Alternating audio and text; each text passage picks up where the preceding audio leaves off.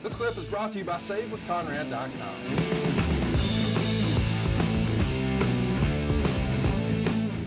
All right, JR, we're back to the show here, and we are at hour 3 minutes, 24, 25, 26. For those that are following along, they're doing a recap here of their new Raw is War magazine, the Raw magazine. I remember that. My favorite issues. Well, we're not going to get into that today, but they're doing a recap there. And here we go. We're building to the Sid Owen Hart non-title match here. And this is going to be a unique clash of styles, wouldn't you say here? Oh, yeah, without a doubt. Oh, look, they're bringing Ken Shamrock down first. Let's see. I think he's going to be there to do a little commentary, if you will. Kenny brought a lot to the table, and very popular. The men respected the hell out of him. The women liked him. Good-looking guy, all jacked up, looking good. Brings name recognition from outside to the company too, buddy. Yeah, it sure does. And here he is, who you just honored. AEW honored the Owen Hart. What did you think of as he's coming down the aisle? We have some time here. I loved it. About that. I loved it. And I had a chance in a little green room environment in Los Angeles to sit and chat with Martha. And I did exactly what I told myself I was not going to do, and that was cry. I couldn't help it. And so it was very emotional. She was a gracious and glorious host, shall we say, of this event. I thought Tony Khan and the AEW team did a great job in putting the whole dang thing together. And it was past due, as we all know, but now it's here, and it's wonderful. You know, I miss Owen. I think about him every day in some shape, form, or fashion. That's a fact. So I'm glad that we got to do something for Owen and the family. Family can't leave them out because they had a lot to do with it. When I heard that Tony purchased an extra hour of pay-per-view time to give her as much time as necessary, that's when it's called putting your money where your mouth is. I thought that was big time.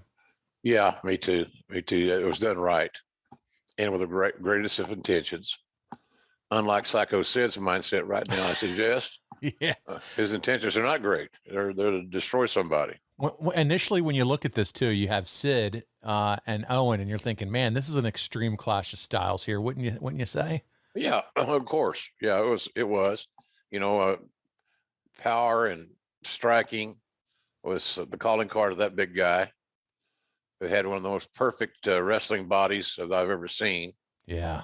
And Sycho Sid, he was a head turner. He's the kind of guy that Vince liked to talk about walking through the airport, people turning their heads and looking at him. Sid never snuck by. He was pretty amazing. This would be, JR, believe it or not, his last match in the WWF on television until June of 2012. And this is June 97. This is crazy to think about. So, wow, this is it. We're watching the last of Sid here for a very long time in the WWF. Yeah, politics, mindsets, attitude, a lot of things just didn't play into the hand. Sid should have stayed there for a good long time. The ceiling was limitless for him. But sometimes it's just hard to make guys happy, and guys that are normally a little bit paranoid. It's amplified sometimes in this level. Do you think he would have done well with maybe a mouthpiece? Like, you look at a guy like Paul Heyman right now in the business and what he does for talent. Do you think maybe something like that or somebody like that for a Sid back then could have been huge for him, right? Yeah, I think Jim Cornette could have done that job amazingly well. Yeah. Quite frankly. Owen's so great. He's just a brilliant performer. A lot of people want to be watching a match with him involved the first time. There's Jim the Anvil Neidhart. God bless them both. They're no longer with us. Hard to believe. Yeah, we started the show with the Road Warriors, and now here we are with these folks as well. And as you watch these shows, you can't help but think about those that aren't with us anymore. And man, just so glad we were able to enjoy so much of their careers here. And we get to do this and look back at when these guys and how much they meant to the business. Anvil getting a cheap shot in behind the referee's back. This match is going to go. It's not a long one. It's not as they call, it's not a 60-minute match by any stretch here. It's going to go 4 minutes, but still a fun match. And Owen is just such a solid worker, JR. One of the best. He's one of the top 4 or 5 workers I ever was around. I mean, he could be a great baby face. He could be a great heel. He's working out all Sid's got to do is sell. Yeah. Owen's doing all the work here, which I'm not knocking Sid, but that's the kind of worker that Owen is. He made his offense fit Sid's defense.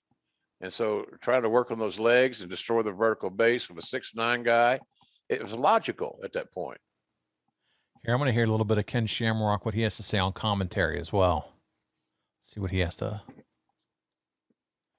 Either this weekend on the television network or 1 week from tonight in Lake Placid, New York. That's just 1 week from tonight, folks. You're doing your best Excalibur impersonation. Decided one of the great triumphs in American sports history. Telling the next few weeks of shows. A hockey team won a gold medal. And certainly Owen Hart has won his gold medal. The Intercontinental title and a kick out by Sid. Owen's directing this match like a trying traffic to get the cop. big man down to his own side. He's still working on the knee. When you take the legs out of the big guy because they're spacing up, standing up, Sid's got the advantage, but he's got to bring him down to the mat. And Sycho Sid clipping the jaw, and Owen Hart for the ride. Look out, here comes the big man. Sycho Sid a step off on that move. Owen Hart is cat quick. Owen Hart with a drop kick. And it was Owen Hart who was victorious over Sid getting a pin just last night in that 6-man tag team matchup. This ain't right. Look at the power of the anvil. Oh, he's strong, man. Sheesh, just picking up Sid like with ease. I remember Anvil coming to Mid-South, and one of the reasons he was there was because he was a world-class shot putter, and Cowboy Bill's son Micah was a shot putter. So you had your own tutor there. There's Shamrock giving the Anvil. Throwing him like a shot put. Yeah, belly to belly. So that's how I got to know Anvil. He was really, really green, really green, and but boy, he had a lot of fire and potential. Very athletic for a big guy. I'm glad that we got to cross paths there back in that day. Yeah, and now his daughter just continues to kill it for the WWE and Natalia. She's a hidden gem, and she shouldn't be hidden. No, she shouldn't. I'm with you. Natty's a star. And there Sid gets the choke slam and the 3 count. Cut Kyoto on the 3 count. Here we go. And Shamrock enters the fray. And let's see what's happening here at the end. Looks like they're going to mix it up with the Hart Foundation. Invited to Boxing Day in the Hart household. And a little handshake by Sid and Ken Shamrock. And Ken Shamrock, this is not the first time we have seen him in action, so to speak, here tonight. Yet to come, ladies and gentlemen, Stone Cold Steve Austin goes one-on-one with Brian Pillman. Let's go back to this past Saturday, Shotgun Saturday night.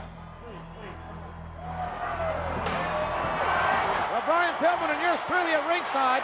And look at Stone Cold. Hey, get her out of here. They're close to you, buddy. They're in your kitchen. Outside.